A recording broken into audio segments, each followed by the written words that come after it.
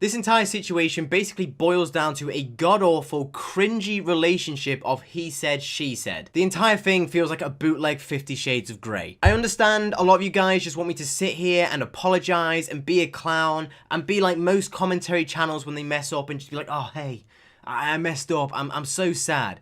I'm not going to do that. That's not happening. Not because I'm stubborn or I can't admit when I'm wrong. That is not who I am. If I am wrong about something, I would 100% own up to my mistakes and acknowledge it. I'm also not going to lie in my videos or manipulate things within my favor, because if I do start doing that, my words will mean nothing. And if you guys want honesty on here regarding this entire situation and the backlash the commentary community has been dealt with, then here it is. We all jump to conclusions. We are trending topic commentary channels. That is never going to change, and that also applies to you guys when you have to deal with personal drama with your family or friends. But Ben, if you think that's the problem, why not try and fix it? It's impossible to fix. YouTube is too competitive. People want videos which jump to conclusions. It's supply and demand. It's not what you want to hear, but that is the truth of it all. Nobody is going to wait 2 weeks for the other side of the story when they are given the opportunity to make a Slazo exposed video or a meme on Twitter at his expense. I made my initial video over 2 weeks ago and was misled by information given at the time and acted out on emotion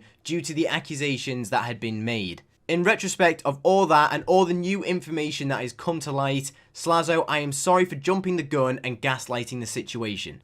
I'm not sorry for making the video though. I am not going to sit here every time someone is accused of heinous crimes and just attack the person who has come forward about this by saying, oh, those DMs you brought forward, they're fake. You're lying about this. This never happened. That person's too good for this to happen. You're just doing this for attention. Let's not forget the James Charles or Keemstar situation. Not every situation is going to be like the James Charles or Keemstar situation. If you do just outright call someone a liar when they come forward with information, you're basically just voiding the entire purpose of supporting people to actually come forward when they are victims of abuse. Because honestly, who would want to come forward with a story when everyone is just going to immediately doubt them and call them liars or attention seekers? So if you were any of those people who immediately doubted Chey and just called her a liar and she was attention seeking, guess what? You're just as much of a fucking douchebag as I am apparently for gaslighting this situation before any of us knew. So stop thinking you're a good human being and taking the moral high ground because you're arguably worse. And that's the truth right there. I've said in my videos, I always like to look at both sides of the argument no matter what it is. It's just a shame in this situation that Slazo pretty much took 3 weeks to respond to anything apart from the one DM we got from Keemstar. I judged evidence and a lot of it just comes down to a lot of he says, she says. They also both had DMs and only showed us what they wanted us to see. They were both hiding things. As well, I'm just going to throw this out there. The phrase, that's not how I remember it, isn't proof. So my conclusion to all this is Slazo is going to just have to learn from his mistakes, as we all will. He messed up. He's probably going to mess up again. He's going to have to live with this. Everyone messes up though, but this is a little bit different than your common mistake. He also gives me the impression that he is definitely a manipulator. He even owns up to it. I'm not going to believe as well that Chey is 100% an outright liar, but at the same time, this entire situation should have been kept private. They are both just emotionally inept. Slazo definitely doesn't know how to talk to a woman.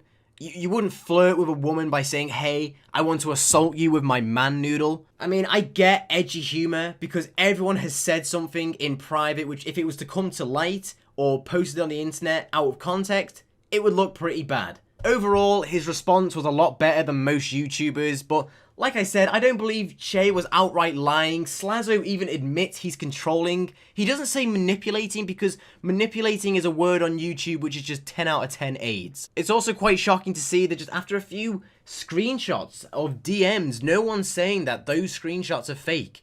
You know, whereas with Chey, everyone just assumed her screenshots were fake, even after she posted a video of her going into Discord and looking at the messages. He had a couple of screenshots in there which didn't clear him of what he's done, but they've made him seem more human. They've demonized him less.